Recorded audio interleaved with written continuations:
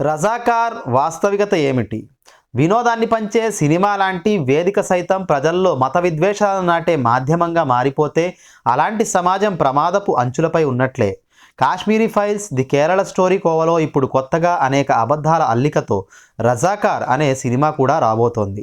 ఈ ప్రోపగండా సినిమాల లక్ష్యం ఒక్కటే: ముస్లిం సమాజంపై సామాన్య హిందూ ప్రజల్లో తీవ్ర విద్వేషాన్ని రగిలించడం, వారిని హిందూ వ్యతిరేక శక్తులన్నట్టు చిత్రీకరించి వారి ద్వారా హిందూ మతం ప్రమాదంలో ఉంది అనే భావనను కలిగించడం, తద్వారా మా రాజకీయ పార్టీని మీరు ఎన్నుకుంటేనే ఫైనల్గా హిందుత్వం రక్షించబడుతుంది అనే ఫాల్స్ స్లోగన్ ద్వారా హిందూ ఓట్ బ్యాంకును పెంచుకోవడం. చారిత్రకంగా అనేక వక్రీకరణలు మనకు కనిపిస్తాయి.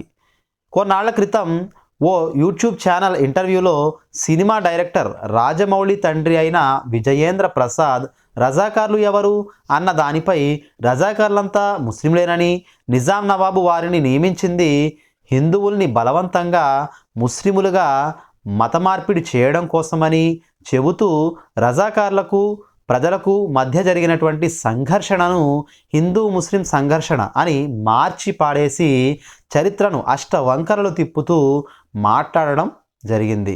దాదాపుగా చాలామందిలో తిష్టవేసుకున్న ఇలాంటి మనోభావాల ఆధారంగానే చరిత్రను వక్రీకరిస్తూ ఇప్పుడు రజాకార్ అనే సినిమా కూడా తీయడం జరుగుతూ ఉంది. ఈ నేపథ్యంలో అసలు రజాకార్లు ఎవరు? ఈనాడు కొందరు ప్రచారం చేస్తూ ఉన్నట్లు వారు నిజంగానే హిందువులపై దాడులు, దౌర్జన్యాలు చేయడానికి నిజాం నవాబుచే నియమించబడినటువంటి ప్రైవేట్ సైన్యమా? ఈ టాపిక్పై ప్రముఖ చరిత్రకారుల ద్వారా సేకరించబడినటువంటి కొన్ని ప్రామాణిక వాస్తవాలను ఈరోజు మనం గమనిద్దాం. అసలు రజాకార్లు ఎవరు? ఈ ప్రశ్నకు చరిత్ర అవగాహన లేని వాళ్ళు ఇచ్చేటువంటి సమాధానం నిజాం అండర్లో ఖాసిం రిజ్వీ ఆధ్వర్యంలో అప్పటి నిజాం ప్రైవేట్ ఆర్మీ అయిన ముస్లింలందరూ రజాకార్లు అన్నది. ఇదొక చరిత్ర తెలియనటువంటి మూర్ఖులు చెప్పే పచ్చి అబద్ధం అని చెప్పడం ఎంత మాత్రము అతిశయోక్తి కాదు. అసలు రజాకార్ అంటే వాలంటీర్ అని అర్థమైతే అప్పట్లో రజాకార్లంటే ఒక్కటి కాదు, మొత్తం 5 రకాల రజాకార్ల గ్రూపులు ఉండేవన్నది చాలామందికి తెలియనటువంటి వాస్తవం. పైగా రజాకార్లందరూ ముస్లిములు కారు. ఆ 5 రకాల రజాకార్ల గ్రూపుల్లో ఒక రజాకార్ గ్రూపు ఖాసిం రిజ్వీ ఆధ్వర్యంలో పనిచేసేది. మిగతా 4 రజాకార్ గ్రూపుల్లో హిందూ రజాకార్లు, పోలీస్ రజాకార్లు, కమ్యూనిస్ట్ రజాకార్లు, కాంగ్రెస్ రజాకార్లు అనేవారు ఉండేవారు. వీరందరూ అనేక దారుణాలకు, దౌర్జన్యాలకు పాల్పడిన వారే. నకిలీ హిందూ రజాకార్లు అంటే కమ్యూనిస్ట్ పార్టీ, ఆర్య సమాజ్, హిందూ మహాసభకు చెందిన సభ్యులన్నమాట. వీరంతా అచ్యుత్ పట్వర్ధన్ ఆధ్వర్యంలో పనిచేసే పూనా పత్రి సర్కార్ అనే ఆర్గనైజేషన్ తరపున పనిచేసేవారు. ఈ హిందూ కమ్యూనిస్ట్ నకిలీ రజాకార్లంతా హైదరాబాదులో చేసిన దాడులు, దౌర్జన్యాలు అంతా ఇంత కాదు, అవి అంతులేనటువంటి విధమైనవి. రజాకార్లు అంటే ఎవరు అన్న ప్రశ్నకు తెలంగాణ సాయుధ పోరాట విప్లవకారుల నుండి తన అధికారాన్ని కాపాడుకోవడానికి క్రూరుడైన నిజాం ముస్లిముల సమూహంతో ఏర్పాటు చేసుకున్న ప్రైవేట్ ఆర్మీనే రజాకార్లు అనే కట్టుకథను తయారు చేసి ప్రచారంలో తెచ్చింది మరి ఎవరో కాదు, కమ్యూనిస్టులే. ఈ కథ తెలంగాణ భూముల్ని ఆక్రమించుకోవడం మొదలుపెట్టిన ప్రక్క రాష్ట్రాల కమ్యూనిస్టుల నుండి ప్రారంభమవుతుంది.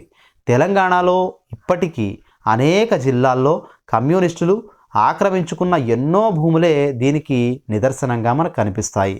కమ్యూనిస్టుల ఆగడాల నుండి కాపాడమని అప్పటి తెలంగాణ భూస్వాములు అప్పటి పోలీస్ బలగాలను సహాయం అడిగినప్పుడు వారు నిరాకరిస్తారు. దానితో వారు అప్పటి ఎంఐఎం ముస్లిం ఆర్గనైజేషన్ ఆధ్వర్యంలో పనిచేసే ఓ ప్రైవేట్ ఆర్మీ ఫోర్స్ అయిన రజాకార్స్ సహాయాన్ని కోరుకుంటారు. ఖాసిం రిజ్వీ క్రింద పనిచేసే ఈ రజాకార్ సైన్యానికి ఆయుధాలు సప్లై చేస్తూ వారికి ఆర్థికంగా సహాయం చేస్తూ పెంచి పోషించింది ఎవరో కాదు, అప్పటి హిందూ దేశ్ముఖ్లు, హిందూ జమీందార్లు, భూస్వాములైన దొరలు, స్థానిక పెత్తందార్లే. మరి రజాకార్లు చేసిన ఘోరాల మాట ఏమిటి? హైదరాబాద్ను ప్రత్యేకంగా హిందువులు, ముస్లింలంతా ఐక్యంగా కలిసి జీవించే స్వతంత్ర దేశంగా చెయ్యాలి అన్నది నిజాం నవాబు యొక్క ప్రయత్నం. మరొక ప్రక్క హైదరాబాద్ను ఎలాగైనా సరే భారతదేశంలో విలీనం చెయ్యాలి అన్నది అప్పటి ఇండియన్ కాంగ్రెస్ గవర్నమెంట్ యొక్క ప్రయత్నం. ఈ ప్రాజెక్టులో భాగంగా అప్పటి ఇండియన్ గవర్నమెంట్ పన్నిన కుట్ర ఏమిటంటే ప్రక్క రాష్ట్రమైన మహారాష్ట్ర అకోలా పోలీసులకు హోంగార్డులకు ముస్లిం పేర్లు గెడ్డాలు పెట్టించి రజాకార్ల వేషం వేయించి తెలంగాణలో దౌర్జన్యాలు అత్యాచారాలు చేయించడం. ఈ కుట్రను superintendent of police Maharashtra Rustom తన టీం ద్వారా చాలా చాకచక్యంగా నిర్వహిస్తాడు. ఈ సోకాల్డ్ రజాకార్ల పని కేవలం హైదరాబాదులో సామాన్య ప్రజలపై దాడులు చేయడం, అశాంతి అలజడులు అరాచకాలు సృష్టించడం అంతే. కొన్ని సంవత్సరాల తరువాత నకిలీ రజాకార్లను సృష్టించి అనేక దారుణాలను చేయించడం వెనుక ప్రధాన పాత్ర పోషించిన రుస్తుం తన ఆత్మకథలో Maharashtra superintendent of police Akola జిల్లాలో పనిచేస్తూ ఉన్నప్పుడు పోలీసులకు ముస్లిం పేర్లతో రజాకార్ల వేషాల్లో హైదరాబాదుకు పంపి అక్కడ శాంతి భద్రతలు నాశనం చేసి అనేక మంది హిందువులపై దౌర్జన్యాలు చేయించడం ఒక ఇండియన్ పోలీస్కి ఎంతో దౌర్భాగ్యకరమైనటువంటి విషయము అని రాసుకొచ్చాడు. ఒక ప్రక్క మహారాష్ట్ర నుండి రజాకార్ల వేషాలు ధరించిన పోలీసులు, మరొక ప్రక్క ముస్లిం పేర్లతో రజాకార్ల వేషాలు ధరించి హిందూ భూస్వాముల భూముల్ని దోచుకోవడానికి ప్రయత్నిస్తూ ఉన్నటువంటి కమ్యూనిస్టు రజాకార్లు, వారి యొక్క అకృత్యాలు అత్యాచారాలు విపరీతంగా పెరిగిపోయాయి. అలాగని కాసిం రిజ్వీ సైన్యంలో ఉన్న రజాకార్లు మంచివాళ్ళని మనం చెప్పడం దీని ఉద్దేశం కాదు. హిందూ దేశ్ముఖ్లు, జమీందారులు, భూస్వాములైన దొరలు, స్థానిక పెత్తందారుల బలాన్ని చూసుకుని వాళ్ళు కూడా చేసిన అకృత్యాలు ఇందులో భాగంగా ఉన్నాయి. మొత్తానికి ఇక్కడ తెలంగాణలో అనేక దారుణాలకు పాల్పడింది ఒక కాసిం రిజ్వీ సైన్యంలో ఉన్న ముస్లిం రజాకార్లు మాత్రమే కాదు, అంతకంటే దారుణంగా రజాకార్ల వేషాలు ధరించి మహారాష్ట్ర పోలీసులు, హోంగార్డులు, కమ్యూనిస్టులు చేసిన లూటీలు, దాడులు, దౌర్జన్యాలు, అత్యాచారాలు లెక్కకు మించి మనకి చరిత్రలో కనిపిస్తాయి. అయితే ఆ కమ్యూనిస్ట్ రజాకార్ మరియు మహారాష్ట్ర పోలీస్ రజాకార్ గ్రూపులు చేసిన దారుణాలను, అత్యాచారాలను, అలజడులను, లూటీలను అప్పటి వార్తాపత్రికలు రజాకార్ల అత్యాచారాలు మరియు ఘోరాలు అన్న హెడ్డింగ్లతో తరచూ వార్తల్లో ప్రచురించడం కూడా జరిగేది. ఈ హెడ్డింగులనే ఆసరాగా తీసుకుని తరువాతి కాలాల్లో ఆర్ఎస్ఎస్ లాంటి హిందుత్వ సంస్థలు ముస్లిం సమాజంపై ప్రజల్లో ద్వేషాన్ని రగిలించడానికి రజాకార్లు అంటే నిజాం తన అధికారం కోసం నియమించుకున్న ప్రైవేట్ ఆర్మీ అని, వారంతా కేవలం ముస్లింలని, హిందువులపై దౌర్జన్యాలు చేసేవారన్న అబద్ధాన్ని చాకచక్యంగా ప్రజల్లో వ్యాప్తి చేయడం మొదలుపెట్టారు. హిందూ, కమ్యూనిస్ట్, కాంగ్రెస్, పోలీస్ రజాకార్లు చేసిన అనేక దారుణాలను కాసిం రిజ్వీ రజాకార్ల ఖాతాలో నెట్టివేయడం కూడా జరిగింది. ఇంకో అడుగు ముందుకు వేసి ఆ రజాకార్లంతా జిహాదీలు అని పేరు పెట్టేంత వరకు వెళ్ళిపోయారు.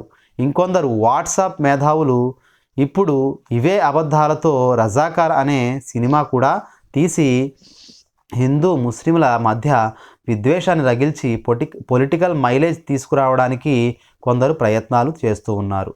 రజాకార్లకు ప్రజలకు మధ్య జరిగినటువంటి అప్పటి తగాదాలను ఇప్పుడు హిందూ ముస్లింల మధ్య జరిగిన మతపరమైనటువంటి పోరాటంగా మలచడానికి కొందరు హిందుత్వ మతోన్మాదులు ప్రయత్నం చేస్తూ ఉంటే తమకు మరక అంటుకోకుండా చాకచక్యంగా ఇప్పటి కమ్యూనిస్టులు భూమి కోసం, భుక్తి కోసం, నిజాం నిరంకుశ పాలనకు వ్యతిరేకంగా జరిగిన తెలంగాణ రైతాంగ సాయుధ పోరాటానికి హిందూ ముస్లిం ఘర్షణగా చూపే మతోన్మాదుల కుట్రను తిప్పికొడదాం అంటూ స్టేట్మెంట్లు ఇచ్చి మధ్యలో నిజాంను ఇరికించేసి అతన్ని ఒక క్రూరుడిగా చూపించే ప్రయత్నం చేస్తూ ఉంటారు. అసలు నిజం చెప్పాలంటే 1972కు ముందు ఎక్కడా ఏ వార్తాపత్రికలో కూడా తెలంగాణ సాయుధ పోరాటం అనే పదమే ఉనికిలో మీకు కనిపించదు. అప్పటి నిజాం నవాబు కోరుకున్నదల్లా హైదరాబాద్ స్వతంత్ర దేశంగా ఉండాలి అన్నది మాత్రమే. అందులో ఆయన కొన్ని తప్పులు చేసిన మాట కూడా వాస్తవమే. ముఖ్యంగా ఏమీ చెయ్యలేక రజాకార్ల ముందు బలహీనంగా మారిపోయాడు. కానీ హిందువుల్ని బలవంతంగా తన ప్రైవేట్ ఆర్మీ ద్వారా ముస్లిములుగా మార్చేటంత క్రూరంగా వ్యవహరించడానికి నిజాం నవాబులు చేసింది మతపరమైనటువంటి పాలన ఎంత మాత్రము కూడా కాదు. 1965లో దేశ ఆర్థిక స్థితి దిగజారిపోయి ఉన్న సందర్భంలో 5 టన్నుల బంగారాన్ని ఇండియన్ గవర్నమెంట్కు అలవోకగా విరాళం ఇచ్చేసిన నిజాం గురించే నేడు కొందరు హిందూ వ్యతిరేకి, దేశద్రోహి, నిరంకుశ పాలకుడని కట్టుకథలు చెప్పుకుంటూ ఉంటారు. పోలీస్ యాక్షన్పై కూడా సినిమా మీరు తీయగలరా? 1948 సెప్టెంబర్ 17, 18 తేదీల్లో ఆపరేషన్ క్యాటర్ పిల్లర్, మొదట్లో దీని పేరు ఆపరేషన్ పోలోగా ఉండేది, లేదా పోలీస్ యాక్షన్ పేరుతో ఎంతమంది హైదరాబాదీ ముస్లింలు దారుణంగా చెప్పబడ్డారో ఈనాడు చాలామందికి తెలియదు. ఆ 2 రోజుల్లో జరిగిన జనహననంలో ఒక్క హైదరాబాద్ నేలపైనే దాదాపు 27,000 మంది ముస్లింలు దారుణంగా చంపబడ్డారు. ఎప్పుడో జరిగిపోయిన ఈ సంఘటనలను ఇప్పుడు తవ్వి తీసి చరిత్రను అష్టవంకరలు తిప్పి సినిమాలు తీయడం వల్ల లాభం ఏమిటి సోదరులారా? కేవలం హిందూ ముస్లిం విద్వేషాన్ని రగిలించి మతోన్మాదం ఆధారంగా రాజకీయ అధికారాన్ని నిలబెట్టుకునే ప్రయత్నం తప్ప మరొకటేమైనా ఇందులో కనిపిస్తూ ఉందా మీకు? మరి ఒకసారి విజ్ఞులైనటువంటి మనం ఆలోచించాలి, చరిత్ర తెలుసుకోవాలి, వాస్తవాల్ని మనం నమ్మాలి. అప్పుడే మన దేశంలో శాంతి, సహనము, సోదరభావము, సౌభ్రాతృత్వము విరజిల్లేటువంటి అవకాశం ఉంటుంది. జై హింద్.